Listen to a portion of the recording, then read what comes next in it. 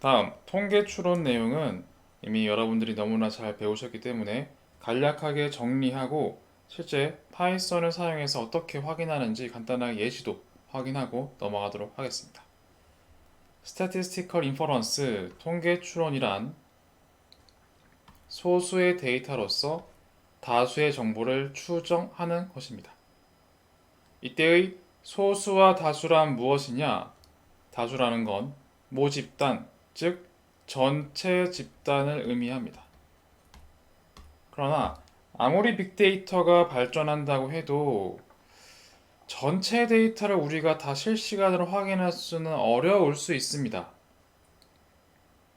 전체 데이터가 없다라기보다 여러 가지 개인정보 이슈라던가 여러 가지 상황상 그 모든 것들을 핸들링하는 시대가 오긴 하겠지만 빠르게 오진 않을 수도 있을 것 같고요. 즉, 다수란 모집단 전체를 의미하게 되고 이거를 쉽게 핸들링할 수 없기 때문에 이 전체에서 특정 샘플을 소수라고 가정하고 추출합니다. 그걸 샘플 또는 표본이라고 하고 이 표본을 통해서 이 표본의 특정 평균과 같은 표본의 특성이라고 하는 통계량을 기술 통계라고 하고 기술적 분석을 통해 그 통계량을 요약할 수가 있고 그 요약된 정보를 중심극한 정리에 의해 반복적으로 또 샘플을 뽑아 통계량을 계산하고 샘플을 뽑아 통계량을 계산하고 그걸 반복적으로 하게 될 경우에 아마 전체 집단은 과연 이 샘플들의 평균과 유사하지 않을까라고 일반화할 수가 있습니다. 그 일반화된 결과가 실험을 반복할 경우에 오차, 분산이 줄어들어서 즉 전체 모집단의 특성으로 간주할 수 있다. 이것이 바로 통계 추론이었습니다. 이 프로세스. 그래서 이거는 선거의 출구조사와 같이 적은 비용과 시간을 들여서 전체 시장의 특성과 변화를 파악하는 데 굉장히 도움이 됩니다. 이 프로세스가 직접적으로 개입이 된다기보다 이 로직 자체가 전체 로직은 데이터 분석, 학습 알고리즘, 이 전체적인 흐름에 녹아들어 있습니다. 이거 자체만을 쓴다기보단 이 플로우가 데이터 분석의 모토, 기반이 된다는 거죠. 그리고 이 흐름이 전체 시장의 변화를 파악하는 데 좋긴 한데 최근 그리고 디지털 경제 이런 현실 문제에서는 이러한 실제 비즈니스 제도, 전략, 의사결정을 생성하거나 변경할 때 이런 거시적 변화도 중요하지만 이젠 빅데이터 시대다 보니까 빅데이터를 통해 이젠 빅데이터는 알 수가 있다라고 가정하고 실제 개개인 이 하나하나 개체 요소라고 써 있는 하나하나 매우 작은 미시적 고객과 시장의 변화가 더욱 중요해진 시대가 됐습니다. 예를 들어 이 고객이 보험가입을 요청했는데 승인을 해야 할까? 아니면 어떤 프로모셔널 이벤트가 이 고객한테 반응을 보일까? 이 상품을 팔아야 하는데 어떤 조건이 될 때 이 고객이 구매를 할까? 그리고 비용을 최소화하기 위해서 재고량을 얼마로 해야 당장 내일의 비용을 최소화할 수 있을까? 제조 공정의 효율적인 프로세싱을 통해 데이터 기반에서 당장 내일 불량률의 검출 비율을 0으로 만들 수 있을까? 이런 실제 현실적인 다소 굉장히 현실적인 미시적 변화에 대한 데이터 분석 결과가 필요한 겁니다. 그래서 이 이유 때문에 통계 추론을 넘어서 기계학습과 딥러닝으로 발전이 된 계기가 된 거죠. 그리고 이 내용이 실제 통계 추론은 데이터 분석의 기반이 되기 때문에 굉장히 중요하지만 이거 자체로서 실제로 어떤 거시적, 미시적 특성을 해결하는 이 예제를 구하기 쉽지가 않습니다. 그래서 단순히 앞에서 봤던 내용을 다시 한번 보여드립니다.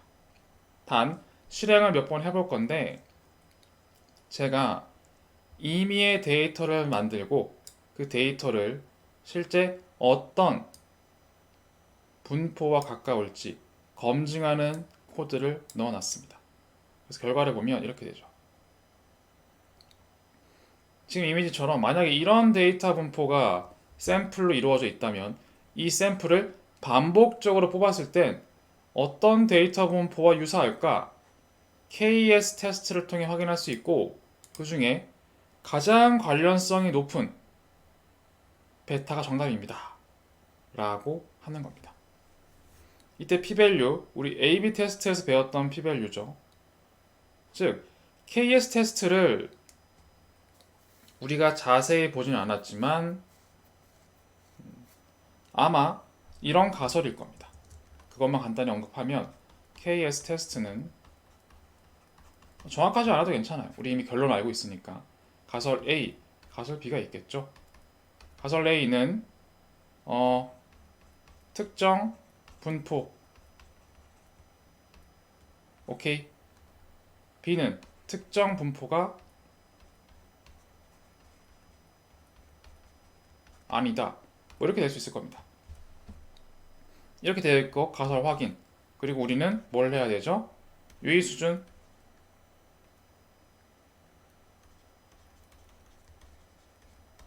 5%로 하겠습니다. 그리고 컴퓨터가 알아서 주는 p-value 확인합니다. 그랬더니 각 분포마다 하나만 치면 베타라고 했을 때 97% 나왔습니다. 그럼 이제 뭘 하죠? 의사결정. p-value가 우리의 허용 한계 오류 최대치보다 훨씬 크죠? 따라서 누가 맞다? B가 아니라 대중의 주장 A가 맞다. 특정 분포, 베타 분포가 맞다. 이런 해석입니다. 그런데 지금 다른 분포들도 봤더니 5%를 기준으로 하면 베타 분포 오케이, 카이 제곱 분포도 오케이, 감마도 오케이, T 분포도 오케이, 정규 분포도 오케이인 거 아닙니까? 익스포넨셜 분포만 X죠? 맞습니다. 여러분들이 굉장히 공부를 잘 하신 겁니다. 잘 익히신 겁니다. A/B 테스트 복잡하게 배웠지만 결국 이 세 개밖에 쓰지 않았고 이 세 개의 흐름을 하나하나씩 해보면 5%보다 큰 p-value는 결국 이 분포가 맞다라는 의사결정이고 그렇지 않은 경우 아니다의 의사결정이 맞습니다. 잘 하신 건데 결국 이 분포란 정답을 알 수는 없지만 익스포넨셜 분포는 확실히 아니다는 A/B 테스트로 알 수가 있는 거고 이 중에서 좀 더 비교를 해보면 가장 큰 p-value가 그렇지 않은 p-value보다 좀 더 가깝다고 볼 수 있겠죠. 애초에 분포상에서 기존의 대중의 주장을 감안했을 때 p-value가 크다는 건 이 베타 분포가 아닐 거야, 특정 분포가 아닐 거야, 그럴 가능성은 굉장히 작다는 뜻이죠. 그죠? 그게 작은 것보단 크다는 거죠. 나머지가 훨씬 크다는 겁니다. 이게 작다는 건 결국 나머지 값이 크다는 거죠. 네, 그런 방식으로 너무 작을수록 B가 맞는 거고 너무 클수록 A가 맞는 게 의사결정입니다. 즉 가장 클수록 더 A를 지지하는 근거가 될 거기 때문에 p-value로 의사결정 A, B 둘 중에 무엇이 맞는지가 하는 게 맞는데 그 중에서도 가장 높은 p-value 의미하는 베타 분포가 실제 제일 비슷합니다. 라고 의사결정하는 게 A/B 테스트를 활용하는 방식일 겁니다. 처음 KS 테스트를 말씀드릴 때는 사실은 여러분들이 이런 A/B 테스트 이런 거 배우지 않았기 때문에 제가 이렇게 설명했어요. p-value가 크면 그 분포가 가깝다 라고 생각하세요. 이렇게만 설명드렸지만 이제 여러분들은 너무나 잘 A/B 테스트를 학습하셨기 때문에 좀 더 그 내용을 반영해서 추가 설명을 드렸습니다. 다음 이제 실제로 이 코드를 반복해 볼게요. 제가 이 분포를 랜덤하게 선택하도록 했습니다. 그랬더니 이번에 분포는 감마 분포가 가장 유사하다고 하네요. 이번엔 베타 분포, 이번엔 카의 제곱 분포. 카의 제곱, 베타, 감마, 감마, 베타. 그렇죠. 이렇게 우리는 특정 샘플 데이터가 반복적으로 추정할 때 어떤 전체 집단의 분포가 가까운지 확인할 수도 있었습니다. 자, 이렇게 해서 통계 추론 내용을 정리하도록 하겠습니다. 다음 1-4는 기계학습입니다. 앞서 통계 추론 자체는 소수, 샘플에서 다수라는 전체 집단을 추정하는 것이었습니다. 반면 기계학습은 과거 데이터를 사용해서 미래를 예측하는 것이었습니다. 결국 이것이나 모델링을 하는 것입니다. 이 사실은 변하지가 않습니다. 그런데 통계 추론적인 메커니즘을 반영하면서 애초에 우린 소수에서 데이터를 통해서 빅데이터를 알 필요가 있는 경우도 있을 겁니다. 그런데 우리가 빅데이터를 전제하기 때문에 이런 케이스보다는 다수라는 걸 거의 안다라는 전제하에 그렇다면 그 다수를 그대로 과거에 써서 미래를 예측할 수 있지 않을까 라는 전제가 되기 때문에 사실 기계학습이란 빅데이터가 필요한 게 어느 정도는 맞습니다. 모델링에서 빅데이터가 없을 경우는 사실 기계학습을 쓰는 게 리스크가 다소 있습니다. 그럴 경우엔 통계 추론을 쓰는 게 좀 더 현실성 있는 결과를 가져올 것입니다. 아마도. 자, 그런데 이 기계학습이 도대체 왜 필요합니까? 앞에서 봤던 데이터 집계 또는 상관계수, 상관 분석보다 좀 더 관계성을 정량적으로, 즉 그 관계, 수많은 근거를 기반으로 한 관계들을 묶어서 하나의 모델로 일원화시키는 게 바로 모델링입니다. 예를 들어서 아래 그림을 먼저 보면, 자, 이 그림 앞에서 봤던 그림과 같습니다. 어디서 봤냐면 상관분석 그림입니다. 동일한 그림이죠. 이 그림 동일합니다. 동일한데 이 데이터라는 게 실제로 전부 다 과거에 일어났던 이슈들이죠. 과거에 일어났던 패턴들입니다. 어떤 X1에 대해서 어떤 X2가 나오는지 모든 패턴들이고, 이 모든 것들을 근거로서 인식을 하고 일반화시키면 어떨까? 그걸 하나의 직선으로 표현해 놓았습니다. 직선. 그리고 이 직선은 각 시점마다 예상되는 기대값이고, 제가 연한 파란색으로 표시한 게 실제로 그 기대값이 발생할 수 있는 분포의, 각 시점마다 분포가 있겠죠. 그 분포의 크기를 얘기하는 겁니다. 즉, 이 파란색, 짙은 파란색 선은 검정 추정량일 수 있고 파란색은 신뢰 수준이라 이렇게 봐도 무방합니다. 어쨌건 중요한 건 이 많은 근거들을 일반화해서 하나의 직선으로 표현했다. 직선, 하나의 수식, 하나의 함수, 하나의 방정식, 하나의 표현을 했고, 그 수식을 우리는 모델링이라고 하는 겁니다. 사실 용어가 헷갈리실 수 있어요. 모델링? 알고리즘? 이 차이는 뭐지? 라고 할 때 모델링이란 사실은 특정한 알고리즘을 지칭한다기보다 그 알고리즘을 사용해서 실제 데이터와 문제를 표현해 나가는 이 선을 찾게 되는 모든 프로세스를 묶어서 모델링이라고 합니다. 그래서 모델링이란 결국 좀 더 큰 범주의 얘기라고 할 수 있습니다. 모델링은 알고리즘을 품고 있다. 이렇게 봐도 괜찮습니다. 그래서 모델링은 알고리즘을 사용해서 실제 데이터와 문제를 표현해 나가는 모든 과정까지 포함하고 있습니다. 그걸 모델링을 생각하시면 됩니다. 어쨌건 이 모델링에서 실제로 기계학습 알고리즘이 발전한 이유는 이런 근거들을 탄탄하게 모델링하는 과정이기 때문이죠. 그리고 이 스캐터 플롯, 라인 플롯을 합쳐놓은 그래프를 리그레션 플롯이라고 합니다. 리그레션 플롯.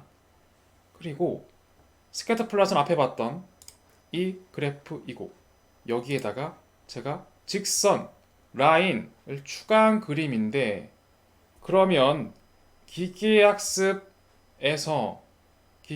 모델링에서 이렇게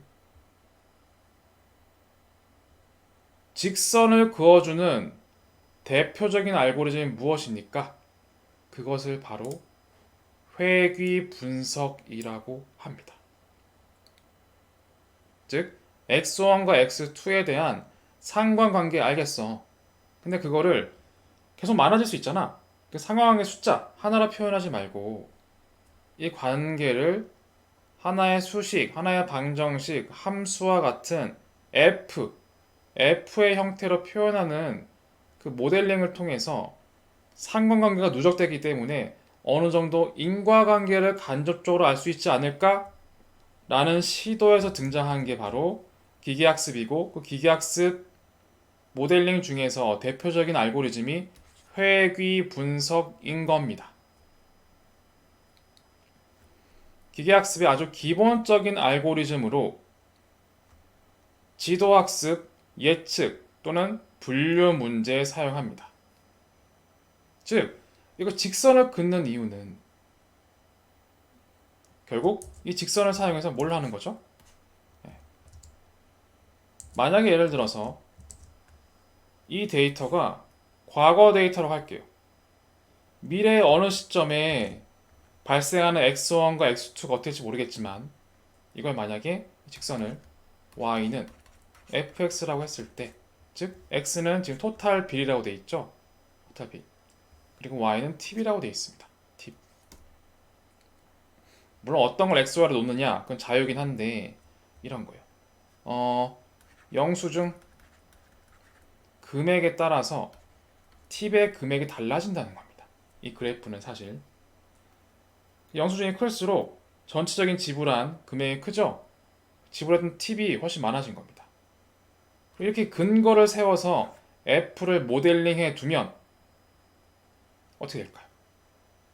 손님이 왔어요. 그 사람이 얼마만큼 음식을 시키는지 알 수가 있죠? 테이블이 여러 개 있습니다. 여긴 100만 원어치 먹고 여긴 10만 원어치 먹고 50만 원어치 먹어요.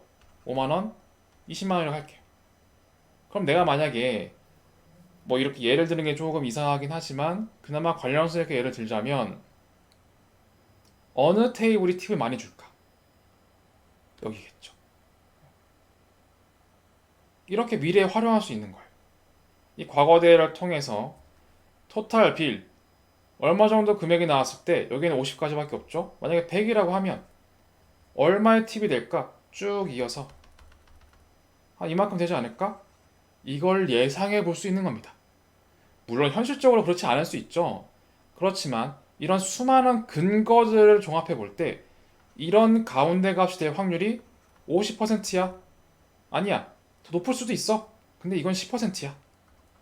우리가 앞에 확률 배웠죠. 10%. 작을 수도 있지. 이렇게. 그치? 이건 5%야. 그렇죠? 좀 더 정량적으로 확률을 알 수가 있고 각 값마다 이 분포가 나오겠죠. 이렇게. 분포가 나올 겁니다. 그래서 아마 이 정도 금액이 나올 가능성, 그 가능성이 가장 높아 바를 다 그릴 수 있을 겁니다. 확률을 사용한 통계적인 분포를 그릴 수 있고 어쨌거나 이 분포에서 이 정도 금액이 나올 수 있는 확률이 50%야. 베팅해 볼게. 나는 여길 가야지 라고 우리의 삶의 의사결정을 하게 되는 거죠. 그래서 이 회계분석 알고리즘은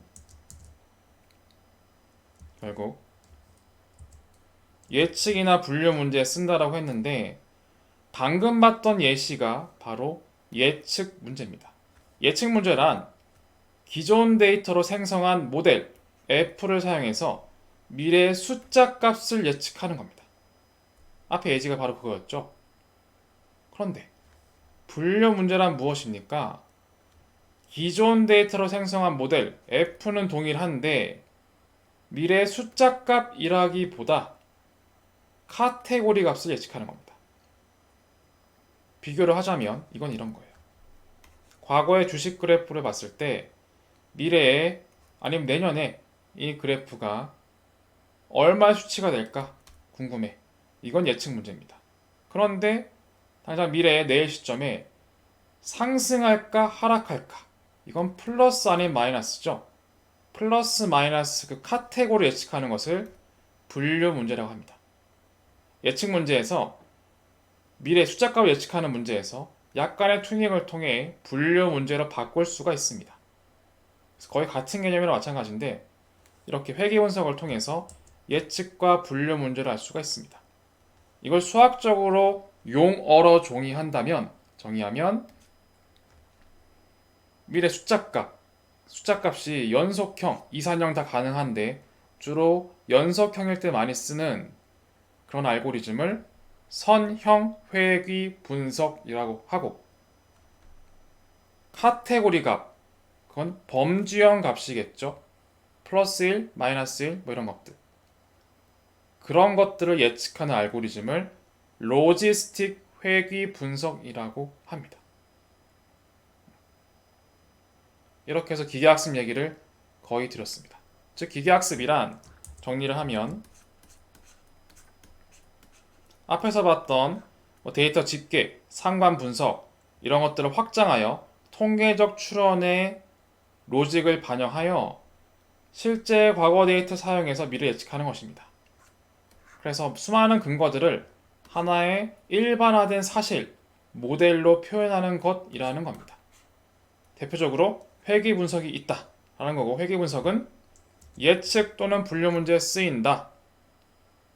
그리고 선형, 로지스틱, 회귀 분석을 통해서 알고리즘이라는 게 이름 지어진다 라는 겁니다.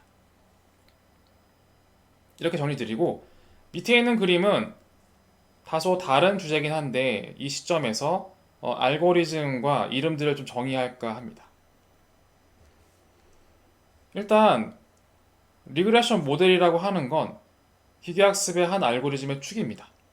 y와 x의 관계성을 표현하는 것이죠. 그런데 이 y는 fx에서 이 선형 회귀 분석이란 무엇이냐면 x와 y의 관계가 상관계수처럼 선형의 관계에 있다는 뜻입니다. 그걸 선형 회귀 분석. 이 x와의 관계가 선형일 땐 선형 회귀 분석, 비선형일 땐 비선형 회귀 분석이라고 하는 겁니다. 이름과 의미가 사실은 다 관련성이 있습니다. 그리고 아직 뭐 배우진 않았지만 한번 그냥 느끼시면 괜찮아요. 선형 회귀 분석 중에서 실제로 y의 개수에 따라서 y가 이렇게 하나일 땐 유니베리에이트 선형 회귀 분석이라고 하고 y가 한 개가 아니라 두 개 이상이 되면 멀티베리에이트 선형 회귀 분석이라고 합니다. 아니 y가 한 개도 힘든데 두 개 이상이 있다고요? 있습니다. 네, 있습니다. 그리고 그러면 멀티베리에이트 리니어 리그레션의 종류는 무엇입니까? 알고리즘이 뭐 SUR, VAR, 패널 데이터 분석 여러 가지가 있습니다. 이름만 간단하게 기억해 놓으시면 됩니다. 한번 보시면 돼요. 자, 그리고 유니베리에이트 리니어 리그레션 중에서 x의 개수와 종류에 따라서 많이 나뉩니다. 즉 x가 하나다. 즉 데이터가 있을 때 x가 x1, x2 여러 개 있는 게 아니라 하나만 있어요. 그러면 Simple Univariate Linear Regression이라고 합니다. x가 두 개, 세 개 이상이면 Multiple Univariate Linear Regression이라고 합니다. 근데 상상이 좀 안 되실 수 있지만 이 x들 중에 y를 사용하는 것도 있습니다. 단 y가 이 y와 동일하다기보다 약간 차이를 둔 특수한 y가 있을 수 있어요. 예를 들어서 y의 추세 뭐 이런 데이터, y의 계절성 이런 데이터, 이런 특정한 y의 패턴이 들어가는 것을 주로 시계열 알고리즘, 시계열 패턴을 반영한다라고 하는데 그 대표적인 알고리즘 이름이 오토 리그레시브 유니베리에이트 리니어 리그레션입니다. 그래서 이런 분류를 통해 알고리즘이 굉장히 많습니다. 퀀타일 리그레션, 로버스트 리그레션, 라쏘 리그레션, 그리고 뭐 리치 리그레션, PCR, PLS 리그레션, 포화송 리그레션, GLM의 분류인데 오디너리 리그레션, 로지스틱 리그레션 여기 있죠? 네. 그리고 폴리노미얼 리그레션. 시계열 분석에선 ARMA, 아치, 가치 여러 가지가 있습니다.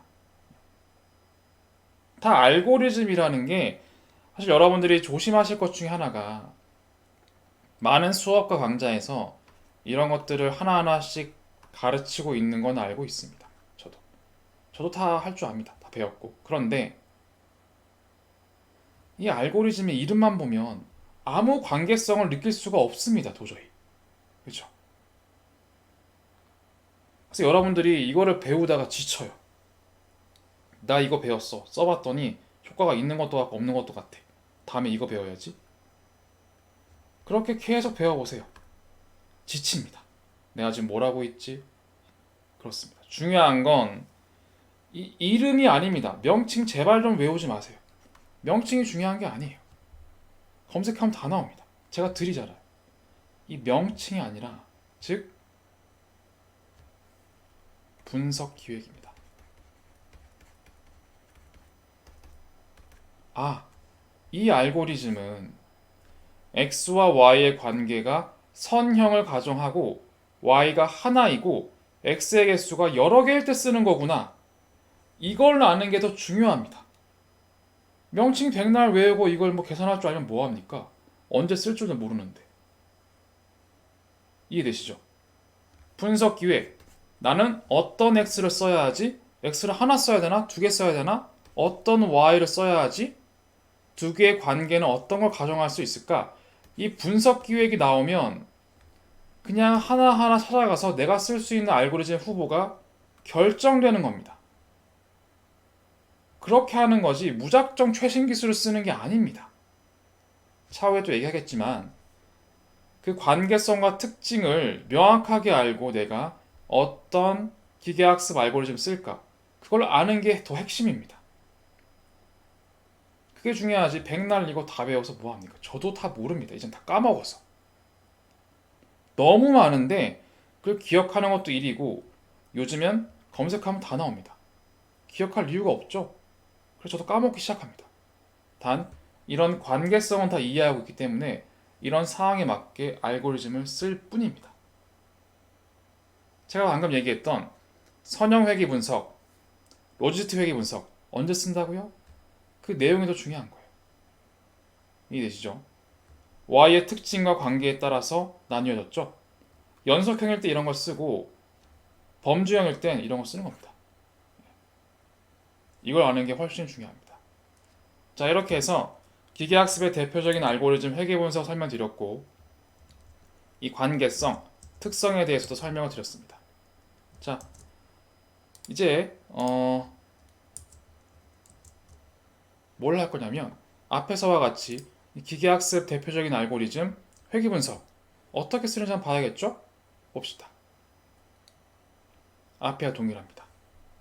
동일한 데이터를 불러왔고 앞에서 했던 것처럼 상관계수 계산했습니다. 그런데 이걸 사용해서 회귀분석 알고리즘을 쓰는 건 이 두 개의 셀이 끝입니다. 천천히 알고리즘이 이해할 수 있도록 데이터를 처리해야 합니다. 사실은 이 데이터, 위에 봤던 이 데이터는 여러분들이 느끼실 수는 없겠지만 이 데이터는 비어있는 값들이 있습니다. 제가 한번 실행시켜 드리면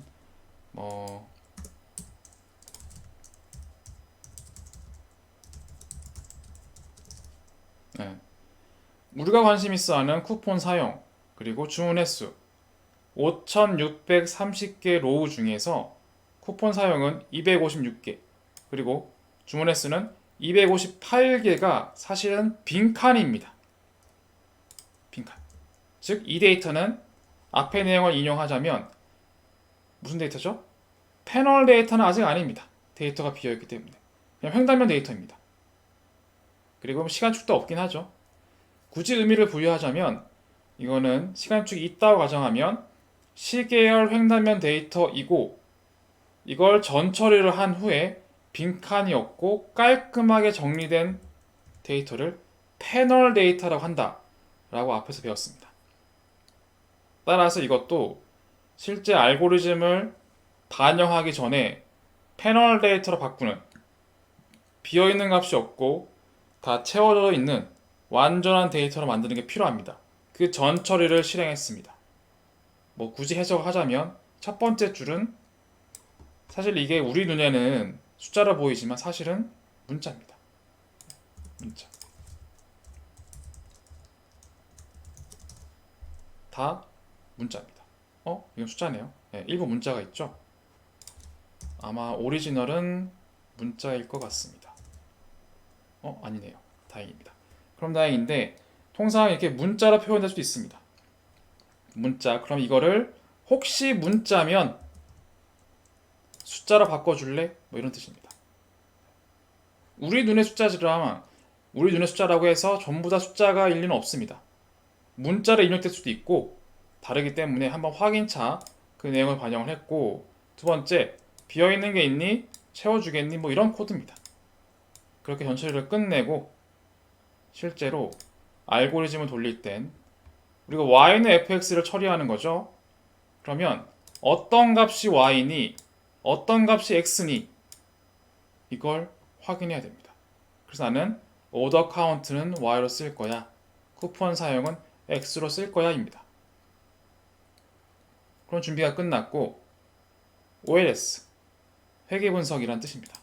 Ordinary Least Square 거기에 y와 x를 넣으면 데이터를 fit 학습시키고 그 결과를 아래와 같이 보여줍니다. 이게 끝입니다. 자세히 모르셔도 괜찮아요. 아직은 다 할 겁니다. 나중에 끝입니다.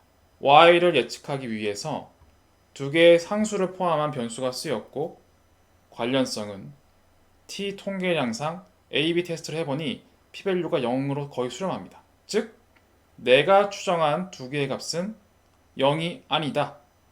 사실 이 숫자는 3.73 곱하기 2의 마이너스 5승입니다. 굉장히 작은 값이죠. 그럼에도 이 수치는 아니야, 0은 아니야, 의미가 있는 값이야, 관련성이 있어, 뭐 이런 뜻입니다. 이게 끝입니다. 기계학습의 회계분석을 반영하는 방식은 고작 이게 끝입니다.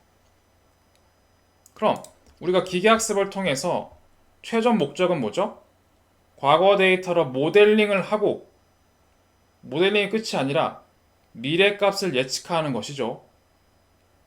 예측도 할 수 있습니다. 자, 예측은 앞에 사용했던 이 모델을 만들었죠. 모델을 그대로 사용해서 예측할게. x가 만약에 지금 이게 뭐였죠? 의미가 x1은 쿠폰 사용할 때마다 구매 횟수가 어떻게 되는지 그 관계성을 모델링한 거죠. 그죠? 만약에 쿠폰을 5번 사용하면 그 사람은 몇 번 구매 횟수가 될까? 한 2.89번 정도의 기대값으로 가장 높은 확률인 겁니다. 가장 높은 확률로 봤을 때 5번 쿠폰을 사용한 사람은 통상 구매 횟수가 2.89번 될 거야. 뭐 이런 뜻입니다. 이렇게 쉽게 예측도 가능합니다.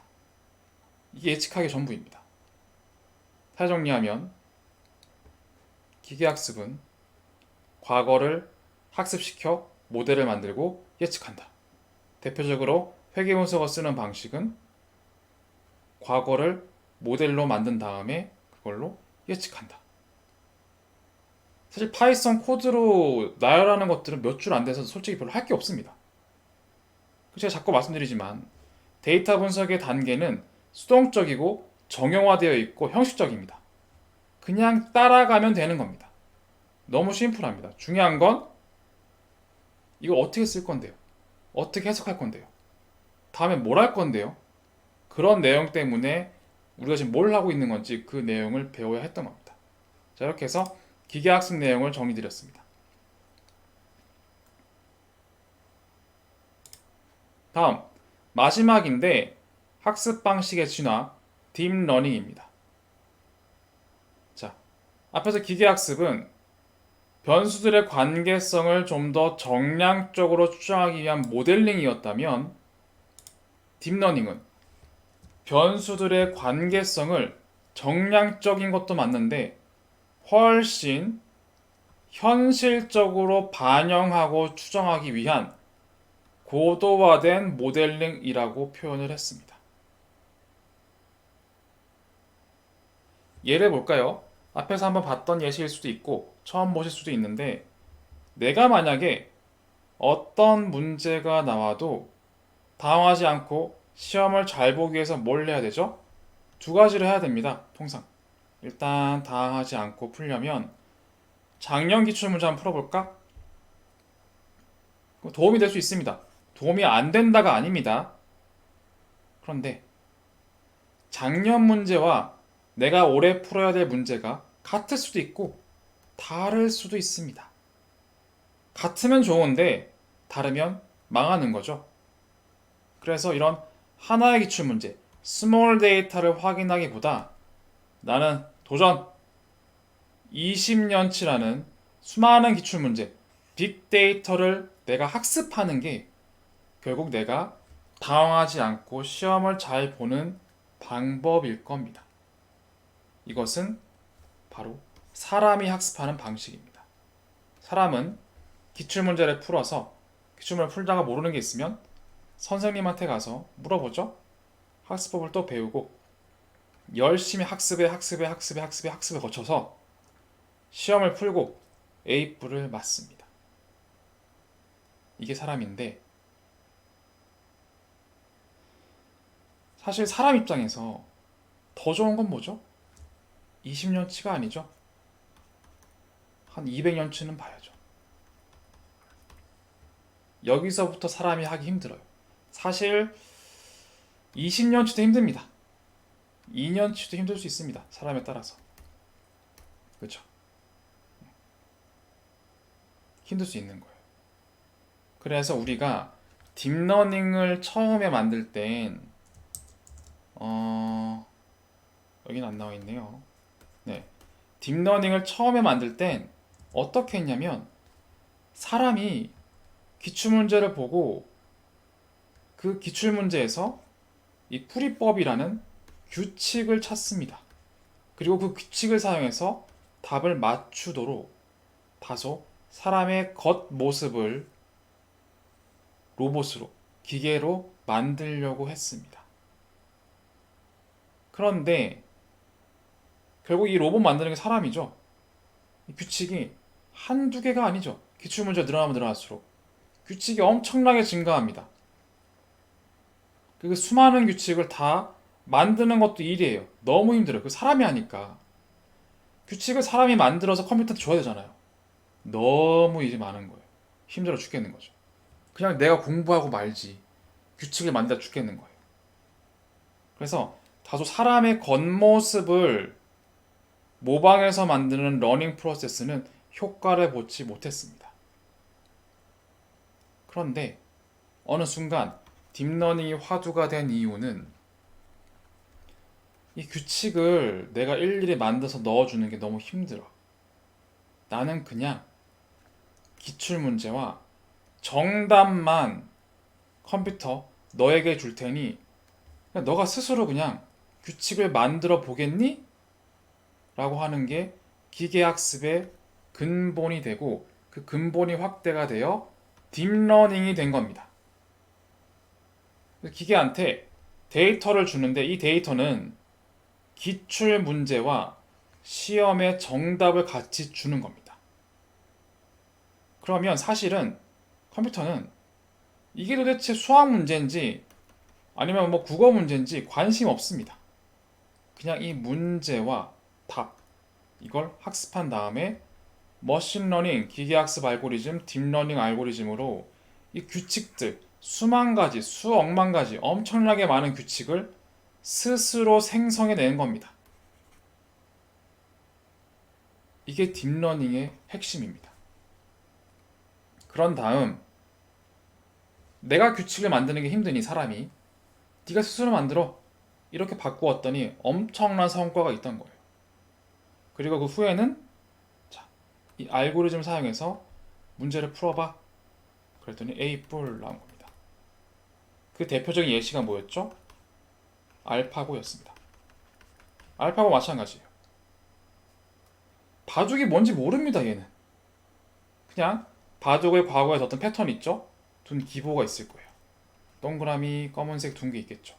그거와 실제 이겼는지 졌는지 그 모든 케이스를 다 학습을 해서 어떻게 하면 이긴다는지 그 규칙을 다 알고 있는 거예요. 그래서 예측을 해서 사람을 이긴 거죠. 여담이긴 한데 이슈가 있었습니다. 알파고도. 뭐였냐면 알파고가 사람을 이긴 건 알겠어. 근데 알파고한테 가서 야 알파고야 너 이렇게 아까 대국을 둘 때 봤더니 이 점을 두었더라? 근데 사실 이게 사람들이 알고 있는 규칙들 그 책들이 있겠죠. 책들 공부했을 거 아니에요. 공부하고 있는 그 수많은 책들에는 이렇게 두라는 규칙이 없단 말이야. 근데 너 이 규칙이 도대체 왜 나온 건지 설명할 수 있니?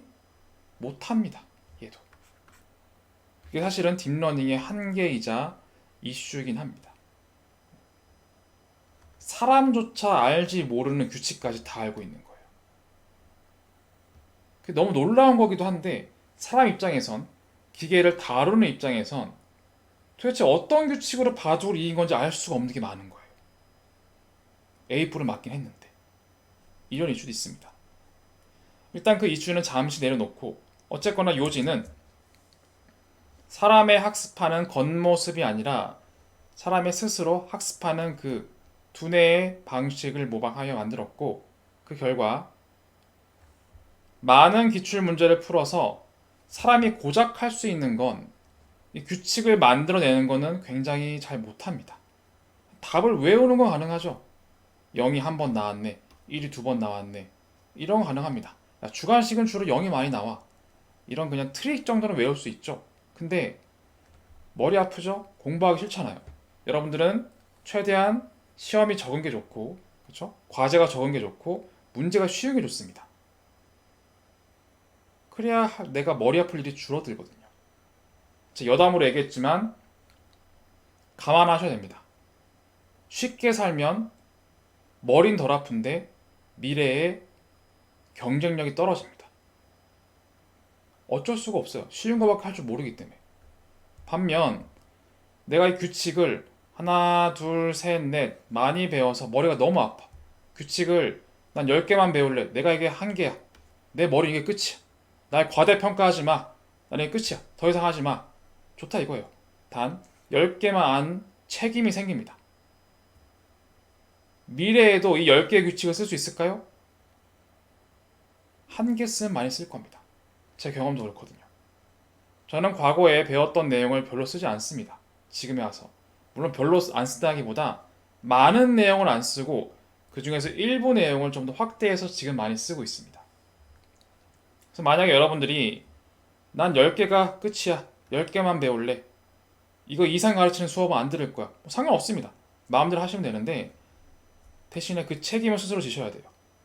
10개 배운 대신에 미래에는 한 개밖에 못 써먹을 거예요. 그럼 자연스럽게 여러분들의 이력 또는 스펙이라고 할까요?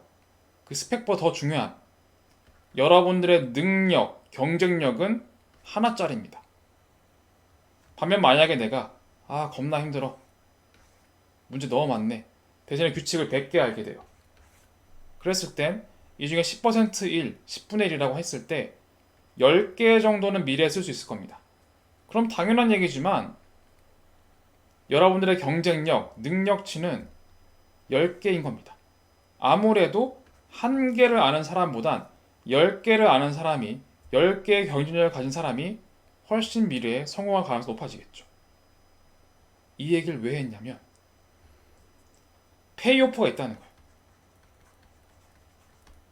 사람은 규칙을 만들어내는 걸 너무 힘들어합니다. 암기까지는 되지만 규칙 배우는 건 머리가 아프거든요. 힘들거든요. 그래서 우리가 할 수 있는 건 고작 해야 그냥 정답을 통째로 외우는 것밖에 없습니다. 그 외운다는 의미가 데이터 집계 정도의 의미입니다. 0이 많이 나와 주관식은 뭐 이런 것밖에 없죠.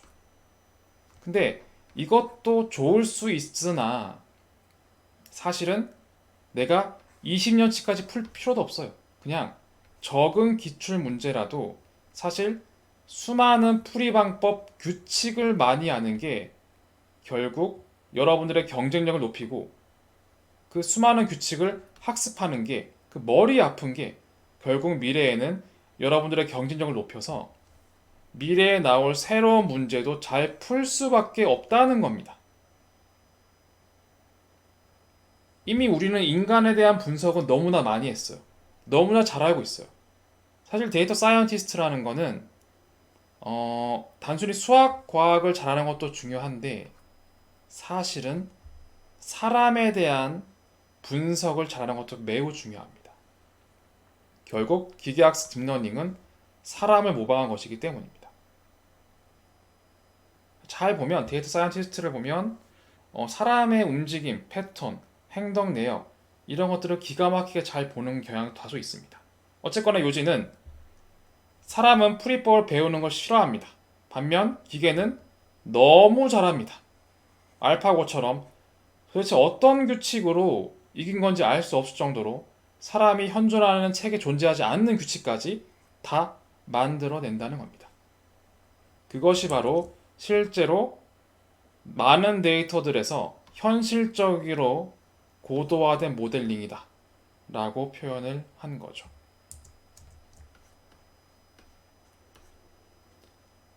그래서 정리하면 실제로 앞에 배웠던 데이터 집계, 통계 추론 이런 걸로 분석하기 까다로운 굉장히 복잡하고 큰 데이터들을 확인하고 일일이 다 확인합니다. 걔들은 다 효과적으로 분석한 다음에 그 빅데이터 속에 숨겨져 있는 인간은 불가능합니다. 거의 발견하기 힘든 다양한 고객과 시장의 변화 패턴을 사람보다 훨씬 많이 알고 있다는 겁니다.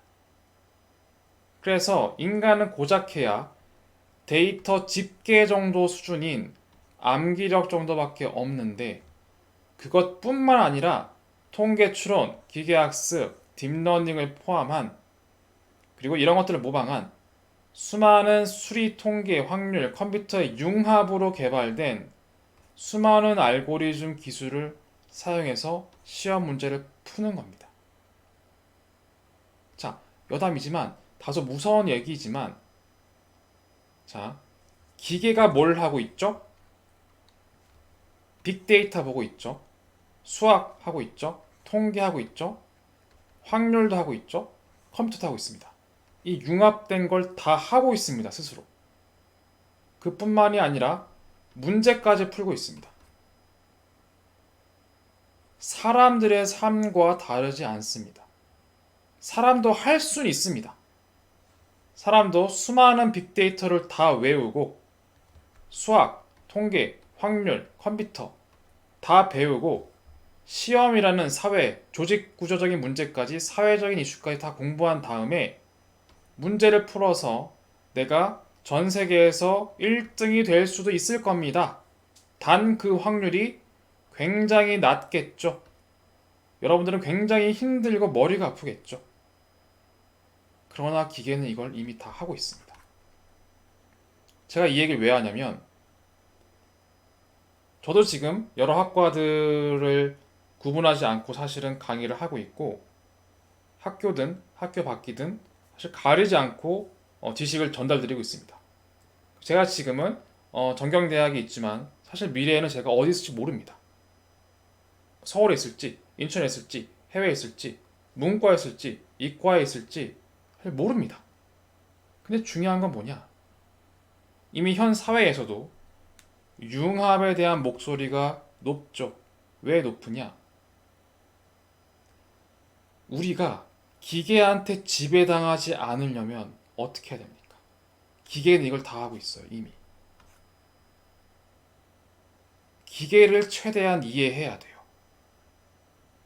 그래야 기계한테 짓눌림 당하지 않고 기계와 손을 잡고 같이 상생할 수가 있기 때문입니다. 그런 이유 때문입니다. 그래서 이 상생하기 위해서 기계한테 모든 일자를 뺏기지 않고 상생하기 위해서 어쩔 수 없이 이 사회적, 국가적으로 융합적 인재를 길러내려고 하는 겁니다. 그러다 보니 그 수많은 학과의 장벽, 수많은 부서의 장벽, 아무 의미가 없습니다, 미래는. 결국 이 장벽을 다 허물고 같이 할 수 있는 사람만 상생하고 그 위에 올라가게 되고, 그렇지 않으면 그냥 기계 밑에 있을 수밖에 없는 상황이 오게 될 겁니다. 그런 이유 때문에 학과와 상관하지 않고 특정한 부서, 영역 상관하지 않습니다. 요즘은 제가 최근에 하고 있는 게 뭐냐면 인사팀에서 데이터 분석을 많이 의뢰합니다. 인사팀이 왜요? 인사팀은 문과인데요? 뭐 그렇게 사셔도 괜찮은데 요즘은 아닙니다.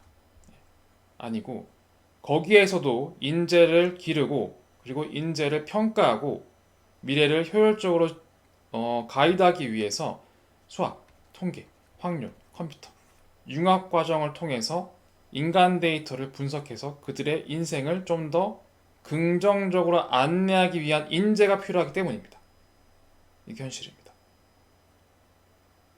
사이드로 얘기했었는데 그러한 변화가 있다는 걸 아셔야 합니다.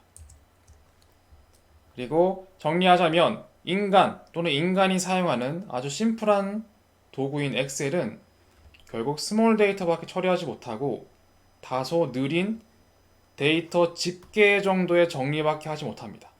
그러다 보니까 다소 정확하지 않은 정답밖에 얘기할 수가 없는 대신에 알고리즘이란 도구를 쓰면 빅데이터를 다룰 수가 있고 훨씬 빨리 정리할 수가 있고 훨씬 정확한 정답을 도출할 수가 있습니다. 즉, 이 도구를 내가 친구처럼 곁에 둔다면 나는 기계와 적이 되는 게 아니라 나는 기계를 이용해서 나의 핸디캡, 내가 못하는 것, 이런 것들이 줄어들게 되는 나의 경쟁력이 되는 겁니다.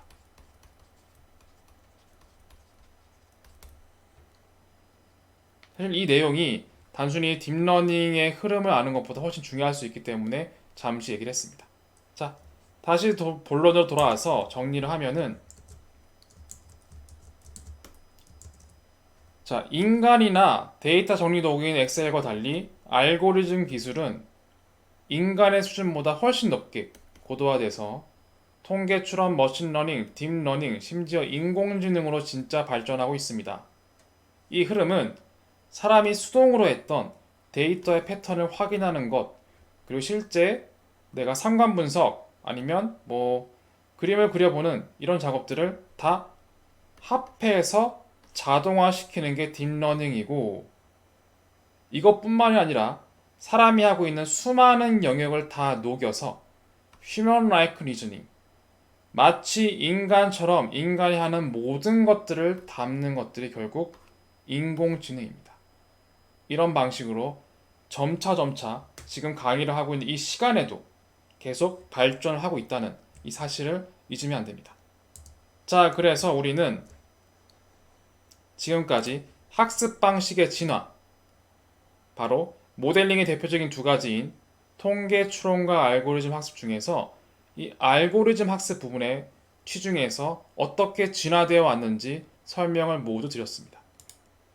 첫 번째, 데이터 집계를 통해서 데이터의 패턴을 사람이 머리 아프지 않을 정도로 인지할 수 있는 2차원으로 표현한 것을 데이터 집계라고 하고, 그리고 이걸 넘어서서 이 요약된 수치들조차 어떻게 퍼져 있는지, 어떤 관련성이 있는지 알기 위해서 그림을 그리고 상관계수를 확인하는 상관 분석을 확장이 되었고, 그뿐 아니라 소수의 데이터에서 다수의 전체 집단을 확인하는 통계 추론으로도 발전했습니다. 그런데 빅데이터 시대에선 전체 움직임도 중요하지만 미시적인 특성과 변화도 알 필요가 있다. 그런 것들을 좀 더 치중해서 과거의 모든 데이터를 사용해서 미래를 예측하는 기계학습으로 발전을 했고, 그 정량적으로 추정된 모델링 범위를 넘어서서 훨씬 현실적, 그리고 인간의 수준을 넘어서서 인간보다 훨씬 합리적, 정량적, 인간이 머리 아파하는 모든 것들을 대신할 수 있는 기계를 만드는 고도화 모델링 알고리즘이 딥러닝이라고 볼 수가 있다는 겁니다. 자, 이렇게 해서 학습 방식의 진화 내용 5가지 내용의 설명을 마치겠습니다.